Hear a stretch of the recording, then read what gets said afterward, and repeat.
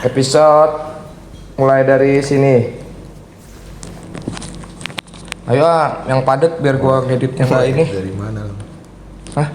Mulai dari mana? 19, 12. Lo nggak mau perkenalan? Kembali lagi Ke laptop. akhirnya Kaget gue. Kembali lagi. bersama saya. Ya mau ngejok saja mikirnya lama. Tahu lah. Bersama saya Roy Ricardo. Anjir Ricardo. Roy Ricardo siapa? Gak tahu, gue juga nggak tahu. Kayaknya ada pernah denger ada artis atau siapa ya. Dan rekan saya Yang Lex. Yang baik. dan yang itu Temennya kan tadi. Roy Ricardo yang Lex temenan nggak? Nggak. Ya? kayaknya iya dah. Nggak tahu gue juga. Konten kreator. Konten kreator semua kan Chandra Liao. Waduh. Itu lu nyala nggak kelihatan atau Nyala. enggak? Oh, nyala. Ada. Kelihatan gue dari sini. Oh iya bener. Dia mau ngomongin Gimana apa sih? kali ini? Ngomongin apa lang? Oh dia, lu udah punya catatan Rick? Kagak. Ini ada Ini calon kebetulan klien. lewat tuh nasi goreng wangi ini nggak mau dipesan dulu. Lu pada kelamaan sih gua jaga dari tadi. Aduh ini Ada rusuh pertanyaan. banget ya baju gua jelek nggak? Ini maksudnya ini nih. Ininya nih, ininya kurang, nih. kurang listrika. Enggak ini nih. Di Iya kurang, ininya. iya kurang listrika. Enggak kan? Muka lu. Yaudah ayo mau ngomongin apa nih? Ntar gua ngedit di sini nih motong-motong nih nggak padet nih. Katanya keresahan datang dari lu mau nanya tentang apa Mas Arif? Bukan gua. Ada Klien. calon klien. Oh calon. Ya bisa, semuanya harus bisa kan? Iya. Bisa, Apa lu mau? Jadi gua mau nanya ngebahas? bisa kan? Bisa. Yaudah, oke, sip. Ulang-ulang kan belum ditanya dong kan pemirsa nggak tahu bisa apa ini gitu. Tanya dong Mas Ntar gua Arif. edit aja ayo. Mau bisa apa? Lu mau nanya apa? Bisa. Ini ada calon klien nanya. Apa? Pak mau nanya-nanya dong Pak, asik. Terus langsung males ah gitu. Kalau bikin perjanjian pasca nikah tuh bisa nggak sih? Kalau mau sah di mata hukum gimana sih? Gitu. Dua pertanyaan itu sih. Tanya nih. Iya nih. Bisa nggak? Perjanjian bikin nih. Perjanjian pasca nikah ya, bukan pranikah. Perjanjian sesudah berarti. Sesudah. Sudah apa? Sebelum dibahas lebih dalam oleh yang ahlinya ahli dan intinya inti, kalau gue mau nangkepnya gini dulu ya sebelum dalam ya. Aku ingin mengingat-ingat kembali materi-materi kuliah waktu itu. Kalau perjanjian itu kan yang penting dia, Kita flashback. ya cemiu ya. Apaan cuma? Jangan dia ini correct me if I'm wrong. Bener gak sih? Oh, Iya, correct me cemiu. if I'm wrong ya, Ya. cemiu. Perjanjian itu bisa sah asal memenuhi syarat sah perjanjian. Am I correct? Apa aja tuh syarat sah Luar biasa. perjanjian? Sepakat, cakap, halal, karena suatu sebab apa? Lupa lagi terakhirnya. Iya kan sayang halal. Terakhirnya pada 4 kan? Apa ya? Hal tertentu apa? Iya itu. Tulis di bawah kalau Iya bener kalau ada salah-salah ya ada itu tambahin. Itu pasal berapa BW sih? 31320. Waduh, saya inget ya. 13, Itu ada 13, di 20. kanan bawah itu kalau BW yang Oh, warna itu ungu. kayak Ustadz siapa tuh yang Enggak bener, gue inget. Coba lu bawa BW ungu lu. Bener kan, yang penting syarat sah perjanjian bisa sah asal memenuhi keempat syarat tersebut. Ya, pada Ya, umumnya. elah ada yang telepon lagi siapa? Rik? Sugap. Suk sini. Dibabakan. Suk Sini dah. dari tadi. Iya. Sini dulu. Udah sini dulu bawain makanan aja gitu. Gimana maunya jadinya? Udah gue di sini lagi syuting ini, gue udah bilang sama dia kok. Lagi syuting. Sumpah Gap, udah sini. Ini motongnya gimana? Ya udah ntar gua emang atau enggak biarin Sini aja dulu, Gap. Gara-gara sugap. Kita yang natural aja, Bro.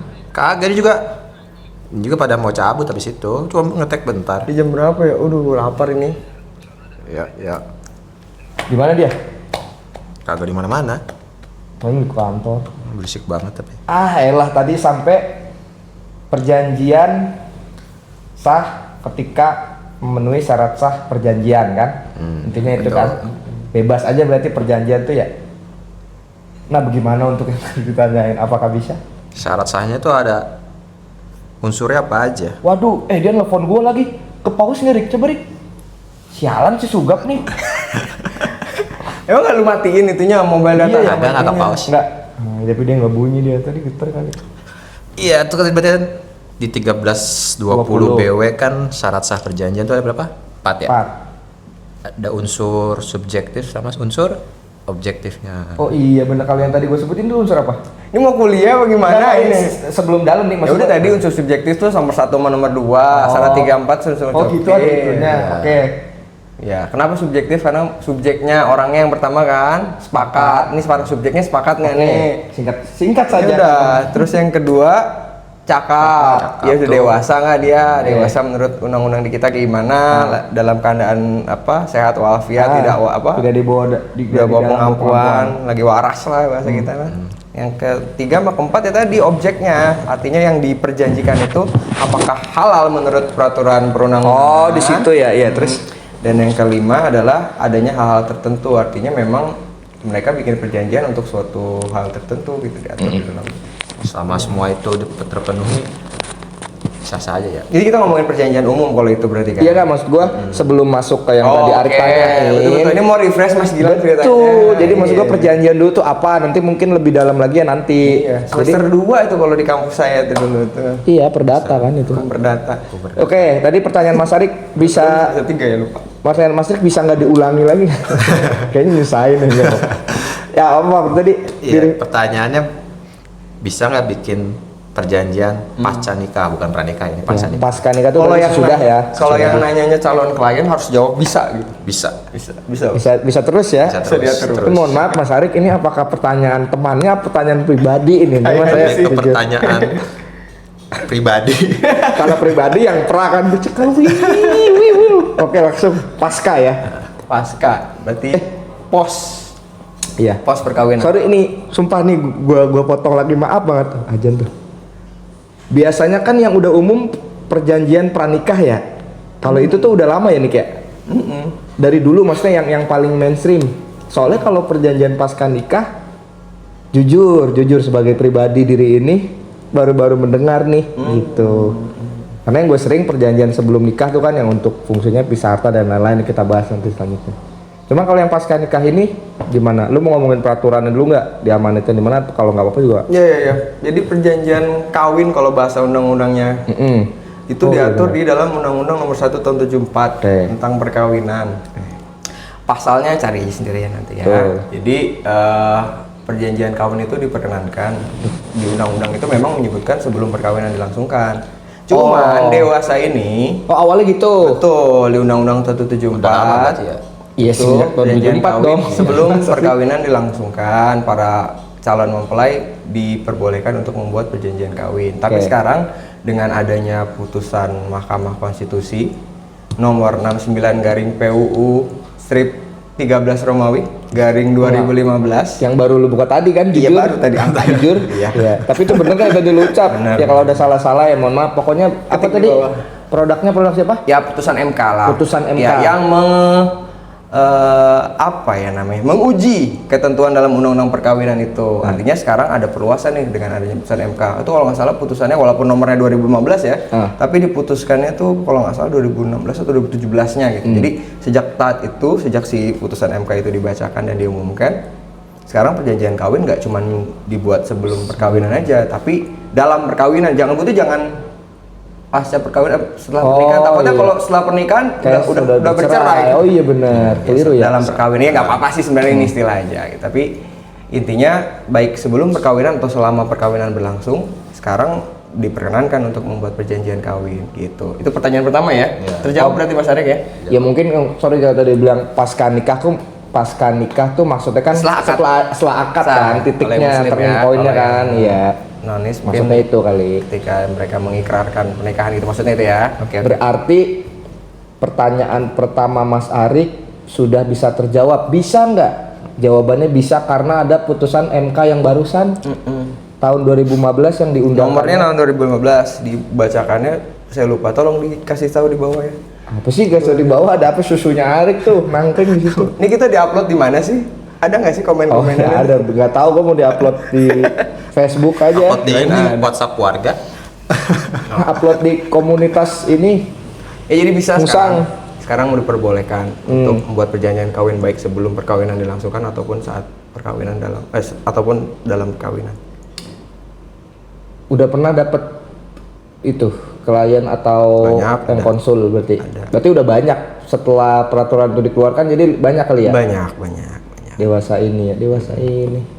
Oke. Berarti kalau sebelum perkawinan dilangsungkan artinya status mereka masih calon mempelai lah ya, masih bukan pasangan kawin atau suami istri. Tapi kalau pasca perkawinan mereka statusnya sudah menikah gitu. Jadi udah suami Nanti istri. Mas Gilang mau buat nggak penyari jodohnya dulu?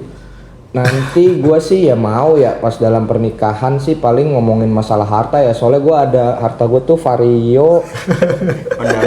Vario udah Vario aja. Paling Vario nih kita bagaimana nih Vario nih? Sama ini mic lumayan 2 juta. Oh iya bener nih mic saya nih 2 juta nih gimana nih?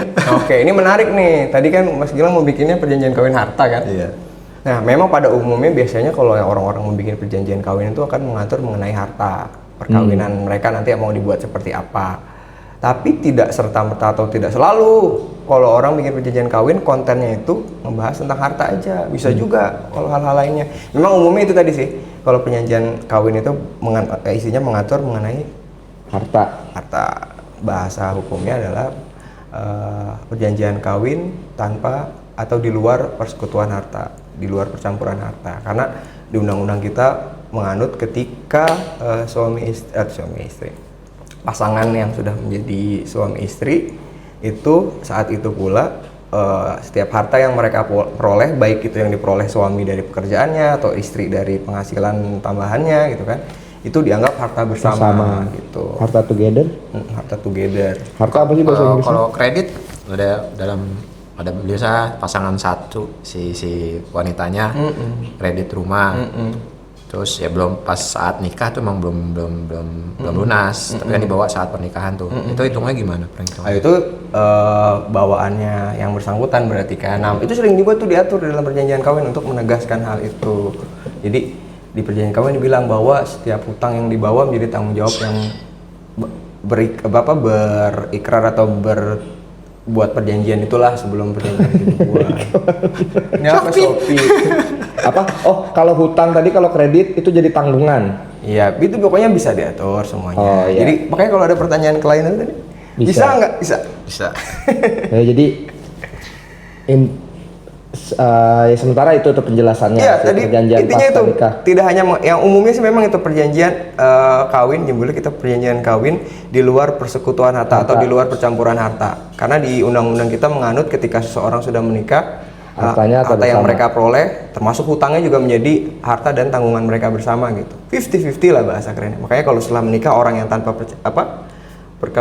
perjanjian kawin harta itu ada harta namanya harta gunung gini. Nah, itu salah satu fungsinya perjanjian kawin di luar persekutuan harta adalah untuk meminimalisir misalkan ada akhirnya berpisah karena perceraian. Gitu isinya, tapi nggak selalu harta. Ada juga mengatur mengenai bagaimana hubungan mereka di dalam rumah tangga. Boleh juga sepanjang tidak dilarang sama undang-undang. Terus mereka gitu ya. Ada yang pengen menegaskan prinsipnya monogami gitu kan. Nggak mau nih nanti ketika di perjalanan suaminya menikah lagi, istrinya udah bilang kita di perjanjian kawin kita tegaskan bahwa saya nggak mau rimadu gitu bahasanya. Dengan bahasa hukum nanti ya dituangkan dalam perjanjiannya seperti apa. Berarti tadi kalau yang utang jadinya ke bawah apa enggak? Nih, misalkan ada orang nikah, dia nggak buat perjanjian pranikah misalkan. Berarti kan jadi harta bersama tadi kata lo. Terus tapi dia bukan. Terus tadi itu pertanyaan Ari, kalau utang piutang gimana? Ini kasuistisnya Mas Arik ya? Iya sih. Oke, punya pribadi ini pusing ya? Enggak lu, gua pertanyaan gua pusing ya? Iya, bingung Mas gimana sih? Tadi kan pertanyaan lu kalau yang udah gini aja, yang pusing-pusing gak usah kita bahas di enggak, konten ini. Satu-satu. Nggak bisa, kalau yang pusing-pusing ada rate-nya itu nanti aja, jadi terpisah. Nah, itu gitu kalau nggak satu doang. Tadi kalau yang utang piutang jadinya tanggungan bersama atau tetap tanggungan dia jadi misalkan udah nyicil rumah duluan misalkan gitu sebelum nikah. Terus dia nikah terus setelah berlangsungnya pernikahan mereka kan masih nyicil tuh kan masih berlangsung cicilan. Nah itu utangnya si istri jadi ikut tanggungan harta bersama apa enggak? Nah itu kita balik lagi ke perikatannya si istri dengan siapa, misalkan dengan perbankan kalau misalkan KPR gitu kan. Karena kan diikat waktu sebelum nikah. Oke, dia masih single misalkan. Ya udah nanti akan yang menjadi debiturnya tok si istrinya itu aja gitu. Karena waktu perjanjian waktu bikin itu pun nggak ada persetujuan dari calon suami dan lain-lain kan, berarti memang jadi tanggungan dia sendiri gitu. Makanya banyak tuh kalau kayak gitu-gitu diatur di dalam perjanjian kawin. Pokoknya nanti rumah yang saya lagi cicil ini tetap jadi tanggung jawab kita bersama, atau itu tetap jadi tanggungan saya pribadi, nanti pun setelah lunas ya jadi harta saya pribadi gitu. Nah kalau nggak diatur, tiba-tiba nanti dalam perkawinan yang tadinya misalkan si istri bawa cicilan nih sebelum menikah, ternyata pas setelah menikah cicilannya masih berlanjut dan dibiayai oleh suaminya, itu bisa jadi harta bersama, tapi pembuktiannya nanti seperti apa di pengadilan yang akan kita buktikan. Itu majelis hakim nanti yang punya kewenangan untuk bisa memilah-milah. Dapat poinnya tadi yang lo bilang, ya lihat aja dia dulu pas awal akadnya kan sendiri, ya udah gitu. Selama dia nggak buat perjanjian apa-apa nih, maksudnya sebelum nikahnya gitu nggak? Iyalah, kurang lebih seperti itu. Ya. Terus tadi apa pertanyaan lo lagi yang kedua? Ada nih. Enggak. Masih lanjutan tadi nih klien gua. Tadi yang kedua bagaimana ya untuk bisa disahkan Ya di mata hukum, ya kan tadi. Oh ya udah terjawab lah gitu. Memang udah ada putusan tadi kan MK-nya juga. Mas Gilang sama Mas Arik udah ngebahas tuh prinsip dasar perjanjian, nggak semua perjanjian kawin, semua perjanjian syarat sahnya tadi 4 itu. 4 subjek objek. Nah, sekarang kita spesifik bahas perjanjian kawin. Memang kalau perjanjian kawin ini ada khususonnya, jadi lebih spesifiknya khususnya. Setelah dia dibuat perjanjian, pertama perjanjian itu juga nggak bisa dibuat bawah tangan, tapi harus di hadapan notaris. Aktanya harus akta notaril, iya, akta perjanjian yang dibuat di hadapan notaris. Setelah perjanjian itu dibuat supaya bisa berlaku mengikat bagi pihak ketiga, artinya selain para pihak, gitu kan, itu harus didaftarkan si perjanjian kawinnya itu. Di mana didaftarkannya? Daftar PNS ya? Iya, kayaknya bisa. Didaftarkan di kantor di mana mereka melangsungkan perkawinan. Kantor apaan? Kalau misalkan yang nikahnya muslim, nikahnya di KUA, misalkan contoh saya di KUA Tanah Sareal gitu kan. Berarti ketika membuat perjanjian kawin, kawinnya sudah dikeluarkan sama notaris, sudah jadi salinan aktanya, itu dibawa ke KUA Tanah Sareal untuk didaftarkan. Nanti di catatan di sana kan diberi catatan tuh bahwa dilangsungkan dengan perjanjian kawin. Kalau misalkan yang membuat perjanjian kawinnya non-Islam, berarti kan mereka dicatatkannya di mana ayo? Pengadilan negeri. Iya. Salah ya? Salah, di catatan sipil, di Sdukcapil. Berarti nanti pencatatan perjanjian kawinnya. Makanya kawin biar ngurus. Kawin. Mau dapet cepet nggak ada gua? Di Sdukcapil kalau yang non-Islam dicatat. Jadi itu untuk asas publisitas. Iya. Dipersyaratkan oleh undang-undang harus didaftarkan di kantor di mana pelangsungan di mana mereka dilangsungkan. Jadi nanti kalau dia mau kawin lagi ketahuan udah riwayatnya gitu, atau dia misalkan divorce gitu. Oke, apalagi Mas Ari? Ada lagi nih lebih spesifik sih. Pertanyaan klien gua. Dia ingin tahu klausulnya bisa apa aja nggak? Lebih intinya adalah bisa nggak ada klausul saat berselingkuh harus gimana. Tadi kan udah sempat disinggung di awal kan, bahwa bukan hanya memang umumnya mengenai harta benda yang banyak dibuat, apalagi kalau orang-orang yang menikah dengan warga negara asing biasanya nih, kebanyakan mereka pengen punya aset juga dong, karena kalau Mas Gilang nih ahlinya kan, kalau orang warga negara asing nggak Mas Gilang punya rumah di perumahan gitu. Ya sertifikat gitu, nggak milik, nggak bisa kan, makanya boleh. Untuk tetap bisa itu biasanya mereka bikin perjanjian bisa harta supaya si istrinya yang warga negara Indonesia atau salah satu pasangan lah ya yang warga negara Indonesia bisa tetap memiliki hak milik. Nah tadi lanjut lagi ke pertanyaan Mas Arik. Selingkuh. Nah yang bisa diatur di dalam perjanjian kawin tadi sepanjang mereka sepakat dan tidak dilarang oleh peraturan perundang-undangan. Kalau apa tadi unsur nomor berapa? Hal 3 ya, hal tertentu ya. Halal. Halal Itu kan artinya maksudnya kausa yang halal artinya tidak dilarang atau memang diperbolehkan. Tidak menabrak kaidah-kaidah hukum. Banyak juga Mas Arik yang ngatur-ngatur kayak gitu. Ada yang unik adalah saya mau pernah ini yang pengalamannya. Saya mau suami saya nanti nggak boleh pulang kerja di jam 11 malam. Gitu ya benar. Ini backgroundnya mungkin sering pemain futsal atau apa gitu. Sering mancing malam. Iya, bagaimana nanti eksekusinya di pengadilan, apakah itu bisa jadi salah satu ya kewenangan majelis hakim, tapi ketika mereka ingin membuat itu menjadi suatu perjanjian ikatan, boleh-boleh saja. Sama mereka sepakat ya. Misalkan dia harus pas respon kalau balas WA gitu misalkan. Atau kan mancing malam yang ada biduannya gitu kan. Iya. Misalkan dia balas ada next sekarang nih. Misalkan dia balas WA jam 15.00 Tapi 15.01 kamu kemana aja sih gitu misalkan 15.01 tuh padahal 1 menit kok nggak 15 balas menit. aku. Iya. baru boleh di WA seperti itu setelah lewat 1 menit. Enggak, dia harus pas respon 15.00 nge-WA, 15.01 udah ditanyain kamu kemana kok nggak balas WA aku. Gak boleh lebih dari semenit ya. Iya. Kalau nggak Seminggu harus 5 kali ya Apaan? nge-gym. Waduh, oh iya benar. Seminggu harus Biar 5 badan kali. tetap sehat, tetap bagus. Biar nggak jelek. Iya, ya. Berarti hal-hal yang sensitif pun misalkan yang tabu lah gitu kali sebenarnya bisa aja soal mereka bersepakat dan nggak melanggar kaedah-kaedah atau norma-norma. biasanya teknik pembuatannya nanti karena dibuatnya di hadapan notaris ya, notarisnya akan mendengarkan dulu konstantir, konstituir, dan kualifisir. Apaan lagi? Nah, itulah istilahnya. Jadi teknik bagaimana notaris ingin membuat suatu agreement adalah mendengarkan dulu kedua belah pihak seperti apa. Kita catat semuanya, nanti kita telaah, setelah itu kita susun draftnya, kita timbang-timbang lagi dan kita nilai tadi pakai konstantir, kualifisir, dan konstituir. Apaan? Ini bisa nggak nih kehendak mereka kita tuangkan dalam perjanjian. Itu nanti notaris akan bantu menilai apakah ini layak untuk dituangkan dalam perjanjian gitu. Itu pun nanti bisa dieksekusi atau enggaknya, artinya kalau misalkan ada terjadi sesuatu di pengadilan nanti kewenangannya jangan balik ke notaris ya buat sengketa ngebahas masalah-masalah, tapi nanti sengketanya di pengadilan kayak gitu. Jadi banyak yang unik-unik, artinya tidak membahas melulu bahas harta, tapi hal-hal di luar di luar itu ya tadi misalkan pulang kayak tadi kalau itu kan perilaku berumah tangga ya, keseharian dalam rumah tangga diatur, pola mengasuh anak biasanya diatur juga tuh. Saya mau anaknya nanti misalkan sekolahnya nggak mau di sekolah X Y gitu kan, harus di sekolah misalkan sekolah JIS, ya misalkan kayak gitu, atau standarnya akreditasinya harus A gitu. Boleh-boleh aja, sah saja gitu kan. berarti bisa bebas itu ya selama memenuhi 4 syarat tadi 13-20. BW ada di kanan bawah tuh, di BW yang ungu, sumpah buktiin Setengah 2 kurang tuh yang iya kurang 10 bener 13-20. Tapi BW-nya berudul-berudul nggak? Iya dong. Kan beli di Kober lagi. Iya, Kober. Beli di Kober yang bohongan ya, maaf ya, saya beli yang asli tidak mampu waktu itu. Pertanyaan terakhir ya. Apa? Berapa? Obat itu? Rate-nya berapa? Jadi tergantung sih kalau itu.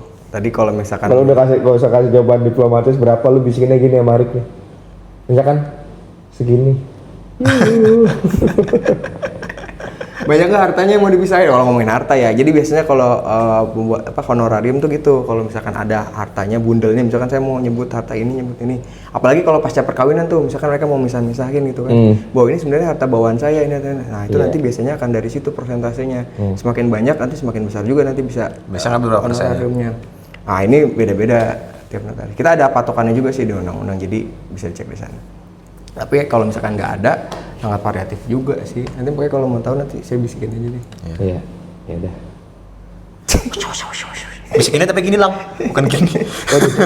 Ngadep kamera sama mikrofon. Tarifnya 1 triliun. Di sini. Tarifnya 1 triliun. Coba gini. Keren. Tapi udah banyak loh sekarang anak-anak muda. Ya bagus lah, pada aware. Milenial atau Gen Z. Karena mereka tahu nyari duit susah. Padahal kan di rumah lebih susah ya sekarang ya. Iya.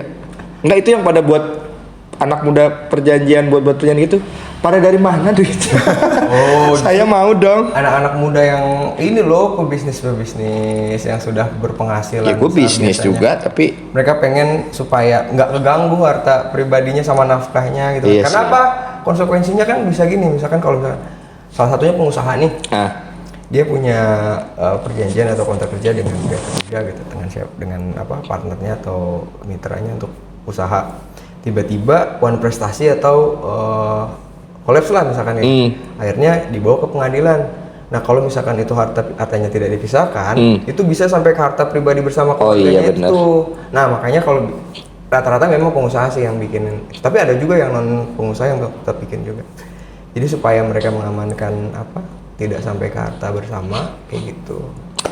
Jadi kesimpulannya pertanyaan Mas Arik yang tadi bisa ya, karena ada Pasca. Ya perjanjian pasca itu didukung oleh putusan MK yang tadi itu nomornya lihat sendiri. Cuma gue punya kesimpulan terakhir nih, ini terakhir banget.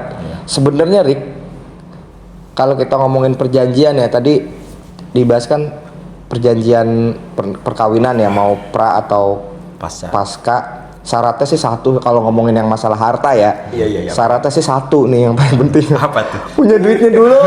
Enggak sih, itu kedua. Yang punya pertama pasangan punya pasangan dulu. Assalamualaikum warahmatullahi wabarakatuh. Baik,